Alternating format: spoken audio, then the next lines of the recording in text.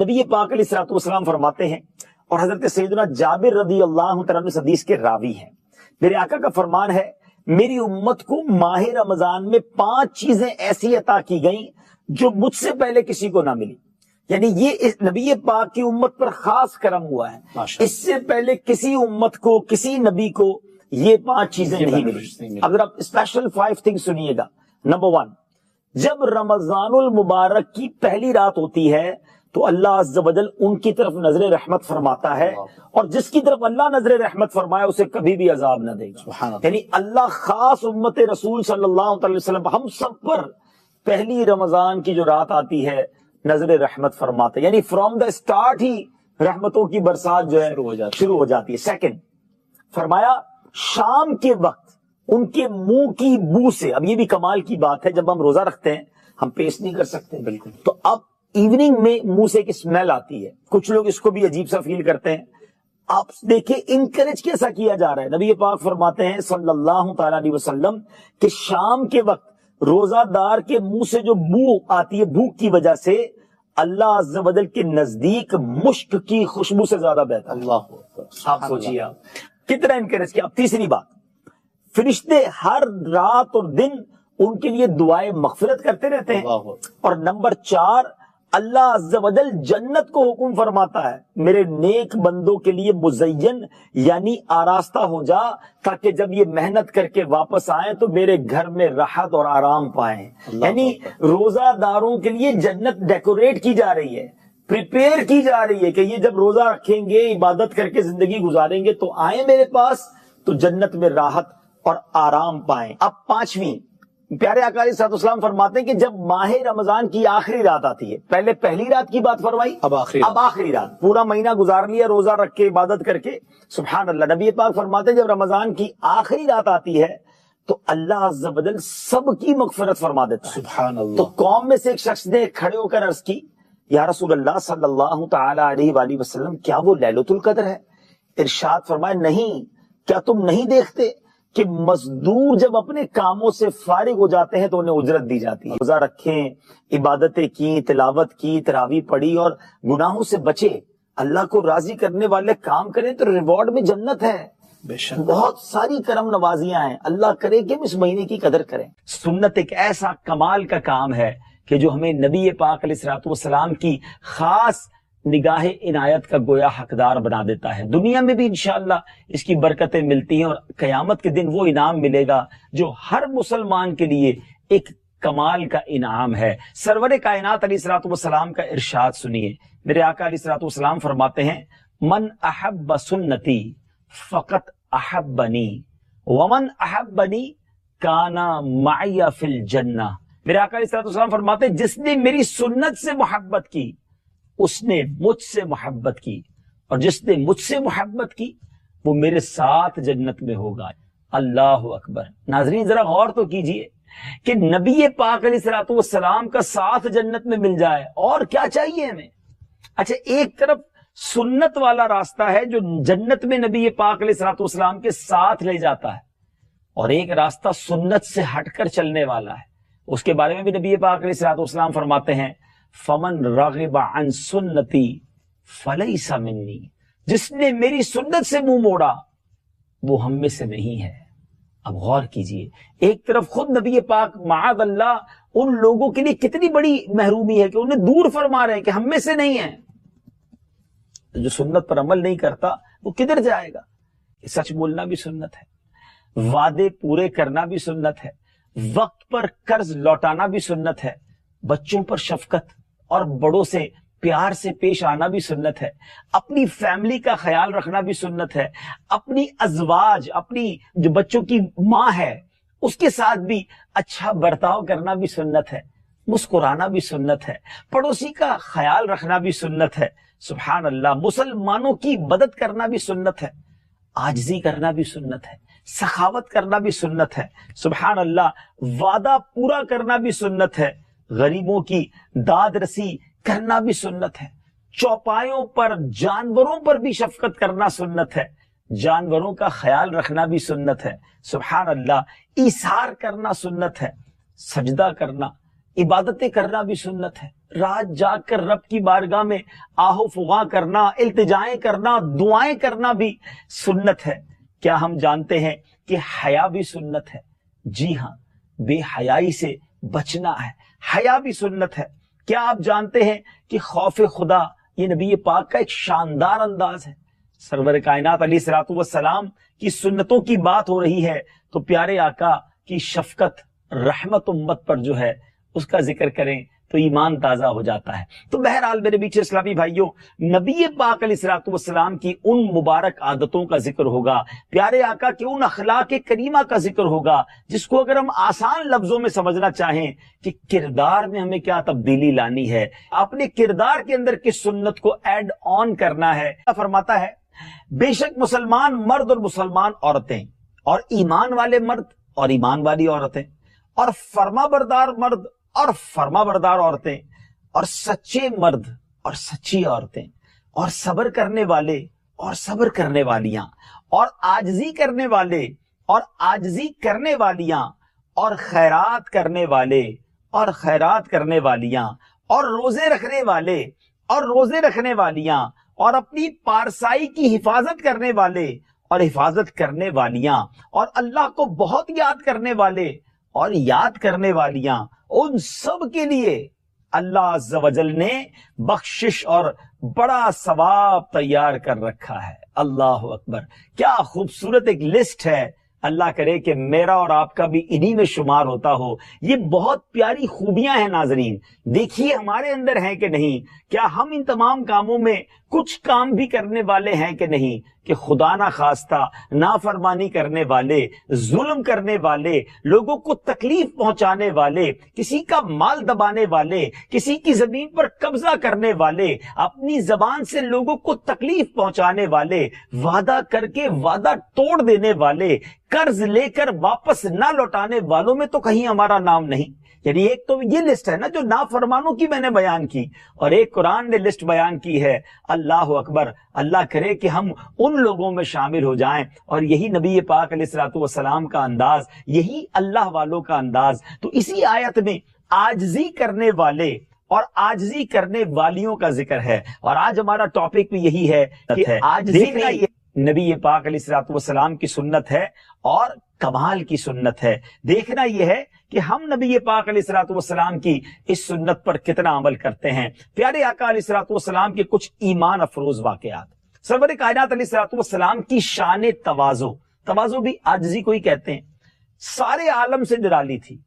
نبی پاک کی وجہ سے سچی بات یہ ہے تمام ہی عادتیں سب سے نرالی ہے۔ مجھے مولانا حسن رضا خان صاحب کا وہ خوبصورت شعر یاد آ رہا ہے، تیری صورت تیری سیرت زمانے سے نرالی ہے، تیری ہر ہر ادا پیارے دلیل بے مثالی ہے۔ سبحان اللہ، اللہ تبارک و تعالیٰ نے پیارے آقا علیہ الصلوۃ والسلام کو یہ اختیار عطا فرمایا کہ اے حبیب صلی اللہ تعالی علیہ وسلم، اگر آپ چاہیں تو شاہانہ زندگی بسر فرمائیں، اور اگر آپ صلی اللہ تعالی علیہ وسلم چاہیں تو ایک بندے کی زندگی گزاریں۔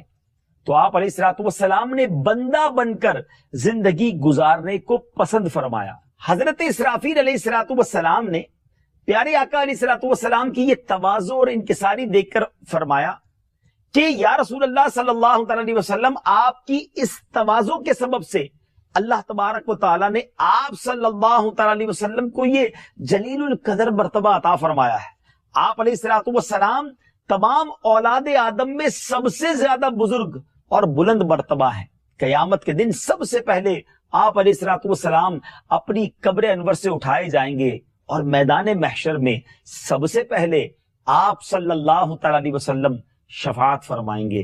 ناظرین ذرا غور کیجئے، ایک طرف مرتبہ کیا ہے، اسٹیٹس کیا ہے، مقام کیا ہے۔ آج دنیا میں کسی کو تھوڑی دولت مل جائے، شہرت مل جائے، حسن مل جائے، کوئی مقام مل جائے تو پیر زمین پہ نہیں رہتے، اور نبی پاک علیہ الصلوۃ والسلام وہ ہیں جو وجہ تخلیق کائنات ہیں۔ جی ہاں، he is the reason of the all creation, ساری کائنات ہی ان کے لیے بنائی گئی ہے۔ رب کے حبیب ہیں، آپ نے سنا کہ سب سے بلند و بالا ہے، بعد از خدا بزرگ توئی، قصہ مختصر، اتنی بڑی ہستی ہیں اور عاجزی اور انکساری کے پیکر ہیں۔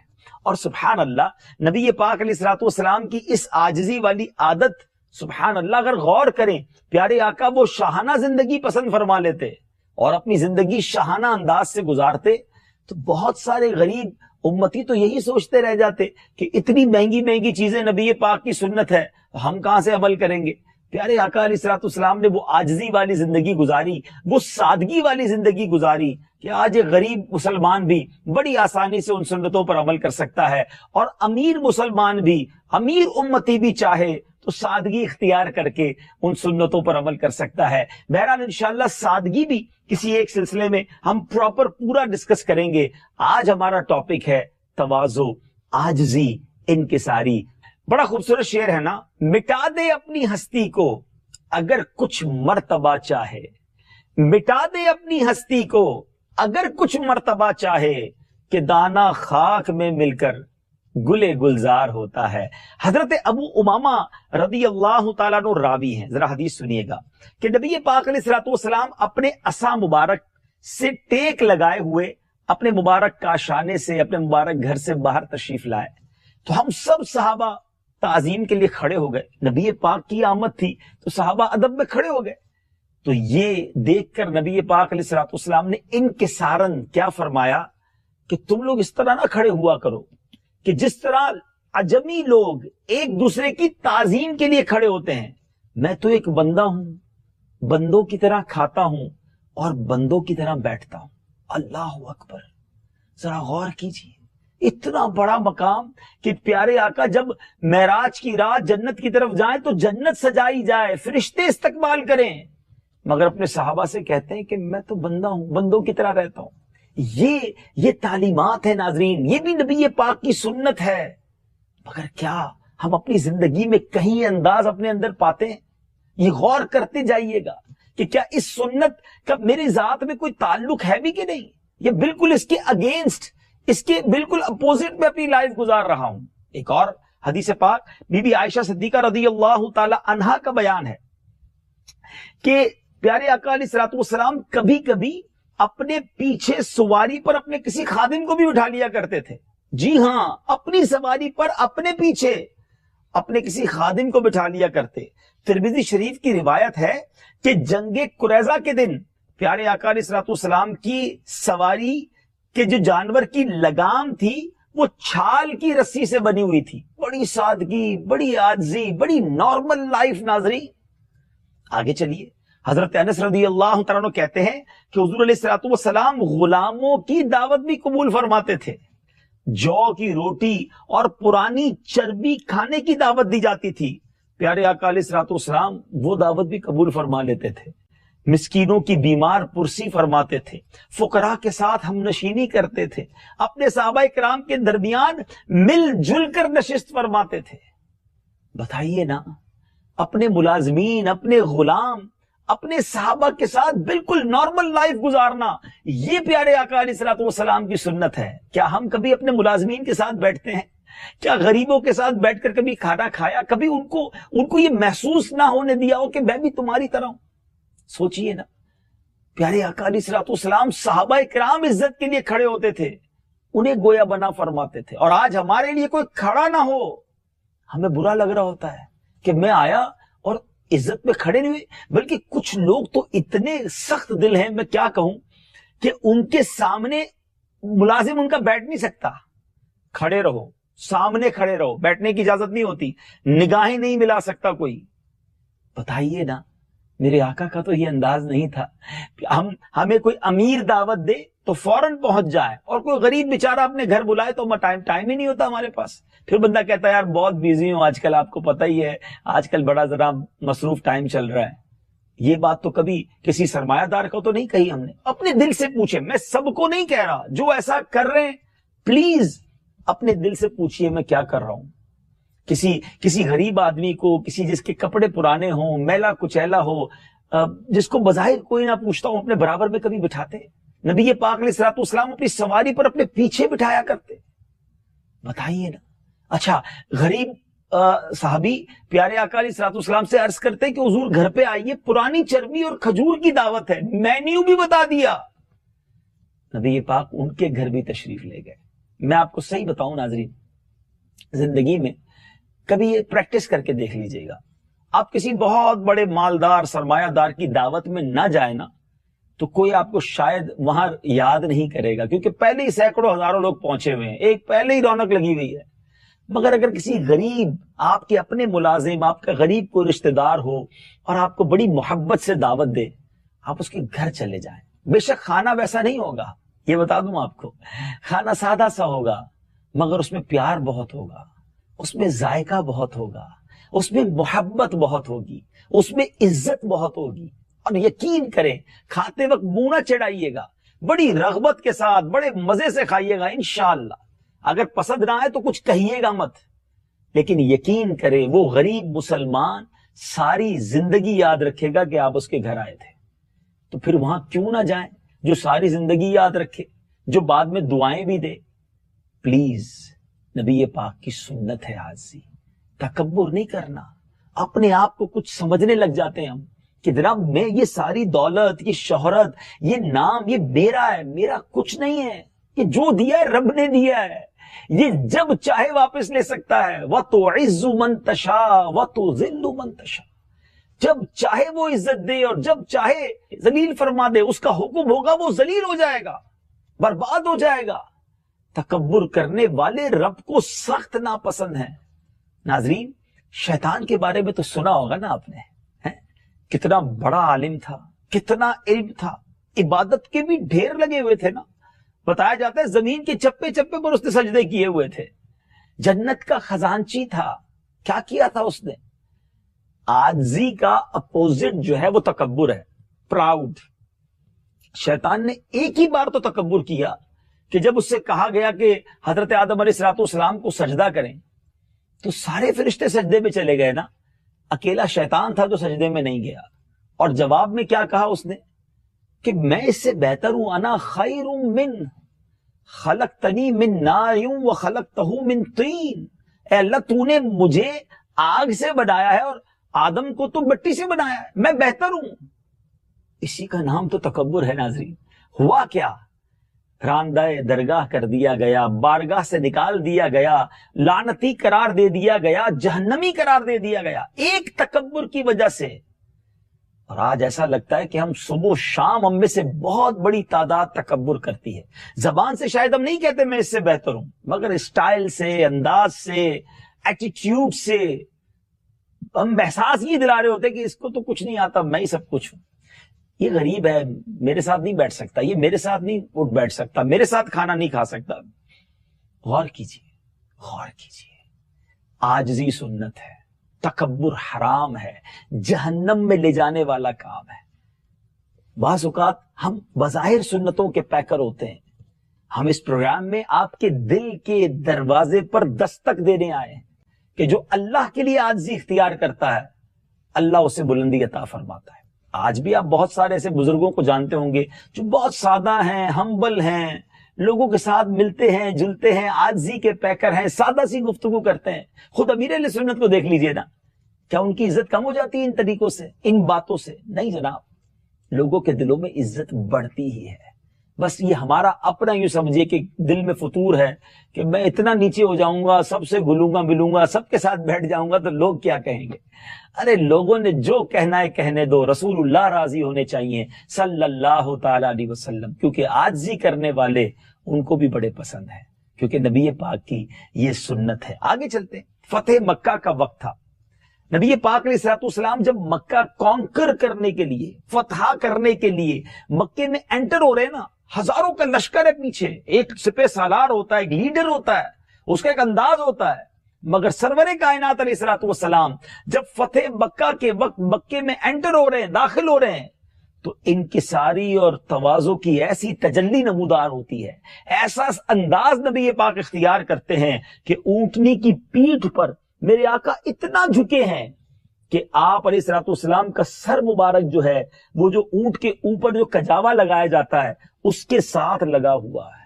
اللہ اکبر، نبی پاک علیہ السلام تلاوت قرآن کر رہے ہیں اور اس طرح پیارے آقا مکے میں داخل ہو رہے ہیں۔ عاجزی ہے، انکساری ہے، فخر، تکبر قریب سے بھی نہیں گزرا۔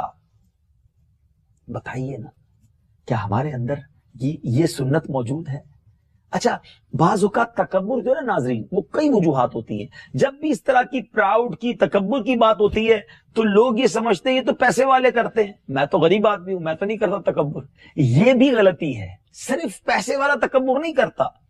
علماء نے 8 اسباب لکھے ہیں، 8 ریزنز لکھے ہیں، اور اس میں پہلا ریزن یہ کہ علم بھی تکبر لاتا ہے. چاہے وہ دنیاوی علم حاصل کر لے یا دینی علم حاصل کر لے. دینی علم حاصل کر لے تو سارے لوگ جاہل نظر آنے لگ جاتے ہیں کہ ان کو تو آتا جاتا ہی کچھ نہیں ہے. دنیاوی علم حاصل کر لے تو بندہ کہتا ہے میں نے اتنی ڈگریاں لے لی، انہوں نے پڑھا ہی کچھ نہیں ہے. علم کی وجہ سے اپنے آپ کو بندہ کچھ سمجھنے لگتا ہے.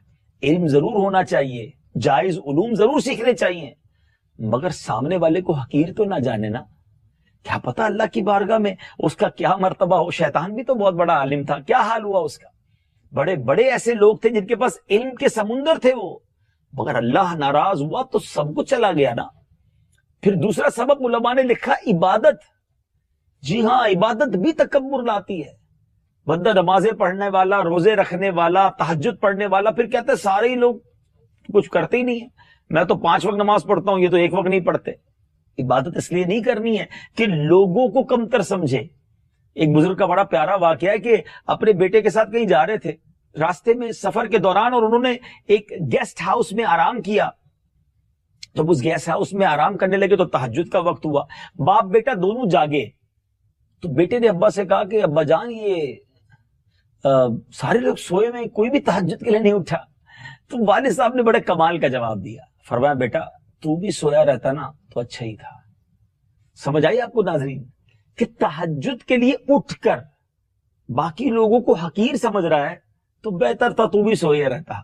اب یہ بات ہم سب نے سمجھنی ہے کہ بعض اوقات ہم اچھا قربانی کا جانور کر لیں اور کسی بیچارے کے گھر پہ چھوٹا سا جانور بندہ ہو یا کوئی قربانی ہی نہ کرے، ہمیں لگتا ہے یار دیکھو اس کا دل ہی نہیں چلتا، میں کتنی بڑی قربانی کرتا ہوں. ہم حج اور عمرے کریں اور کوئی پیسہ ہونے کے باوجود بھی نفلی حج اور عمرہ نہ کرے، کیونکہ نفلی حج اور عمرہ ضروری تو نہیں، لیکن انسان اس کو حقیر سمجھ رہا ہوتا ہے. کوئی روزے رکھے نفلی اور کسی کو دیکھے کہ یار یہ نفلی روزے کیوں نہیں رکھتا. نفلی روزے رکھنا ضروری تو نہیں تھا، بلکہ اگر کوئی فرض روزے بھی نہ رکھے تو وہ اس کا اور اس کے رب کا معاملہ ہے. میں کون ہوتا ہوں کسی کو حقیر سمجھنے والا؟ میرے پاس کون سا پیرامیٹر ہے کہ میں طے کروں گا کہ میں افضل ہوں اور وہ جناب اللہ کی بارگاہ سے دور ہے؟ نہیں جناب، اللہ تبارک و تعالیٰ نقطہ نواز ہے، نہ جانے کس بنا پر کس کی بخشش فرما دے، کس کو کون سا مرتبہ عطا فرما دے. بندے کو تو خود ڈرنا چاہیے کہ میں ہی سب سے کمزور، میں ہی سب سے بڑا گناہگار ہوں. اور یہی ہمارے بزرگوں کا انداز رہا، چاہے وہ صحابہ کرام علیہم رضوان کا انداز ہو،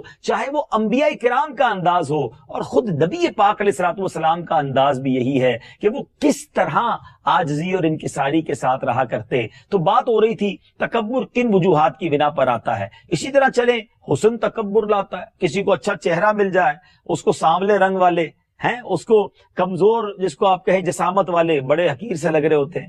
نہیں میرے میٹھے اسلامی بھائی، طاقت ہے، شہرت ہے، مال ہے، حسن ہے، علم ہے، عبادت ہے، سب اللہ نے دیا ہے. کبھی اس پر پراؤڈ نہ کریں، تکبر نہ کریں، عاجزی کے پیکر رہیں. اللہ کو جھکنے والا بہت پسند ہے. ہماری میمنی زبان کا ایک بڑا پیارا مقولہ ہے، ایک فریز ہے کہ جو نمیوں وہ اللہ کے گمیوں، جو جھک جاتا ہے وہ اللہ کو پسند آتا ہے. اور یہی نبی پاک علیہ الصلوۃ والسلام کی سنت ہے. تو آج سے اس پہلے پروگرام میں ایک اپنے اندر امپلیمنٹیشن لے کے جائیں، اپنی ذات میں ایک یوں سمجھے بات کو ایڈ کرنا ہے ہم نے کہ آج سے میں سب سے پیار سے بات کروں گا. اور بالخصوص اسپیشلی مسجد کے خادم نظر آ جائے نا. نارملی مسجد میں امام صاحب سے لوگ ملتے ہیں، خادم سے نہیں ملتے. وہ بیچارہ صفائی کر رہا ہوتا ہے، جائے خادم سے ہاتھ ملائے. کبھی دل آئے تو سینے سے لگائیں، موقع ملے نا اس کو سینے سے لگائیں. آپ کی طبیعت کیسی ہے؟ یقین کریں آپ کو اس کی آنکھوں میں بازو کا نمی نظر آئے گی کہ شاید کئی ماہ بعد اس کو کسی نے سینے سے لگایا ہوگا، شاید بہت دنوں بعد کسی نے اس کی طبیعت پوچھی ہوگی. اگر آپ کا دفتر ہے اور دفتر کے دروازے پر گیٹ کھولنے والا کوئی ہے نا، رک جائیں. وہ روز گیٹ کھولتا ہے آپ کے لیے، آپ پہلے رکے، اس سے ہاتھ ملائیں، طبیعت پوچھیں، خیریت پوچھیں. یقین کریں اس کی چہرے کی خوشی آپ دیکھیں گے. آپ کے ہو سکتا ہے باورچی ہوں گے، ڈرائیور ہوں گے، صفائی کرنے والے آفس میں، گھر میں ایسے اسلامی بہنیں سن رہی ہیں تو گھر میں کام کرنے والیاں آتی ہیں، ان سے ان کی طبیعت بھی کبھی کبھی پوچھ لیا کریں، کبھی ان کے ساتھ بیٹھ کے کھانا بھی کھا لیا کریں، کوئی حرج نہیں ہے، انہوں نے کھانا بنایا آپ کے لیے، تو کبھی اس طرح کا انداز بھی اپنائیں۔ اس سے کیا ہوتا ہے کہ انسان کے دل سے جو تکبر کا غبار ہوتا ہے نا، وہ اترنا شروع ہو جاتا ہے۔ کلف اتارنا بھی تو ضروری ہے نا، شروع میں مشکل لگے گا، لیکن جب آپ ان کے چہروں پر خوشی دیکھیں گے، ان کے دل کی رمق دیکھیں گے، آنکھوں میں چمک دیکھیں گے، آپ کو بھی مزہ آنے لگ جائے گا۔ اللہ کرے دل میں اتر جائے میری بات، اللہ کرے میں بھی عاجزی کا پیکر بن جاؤں۔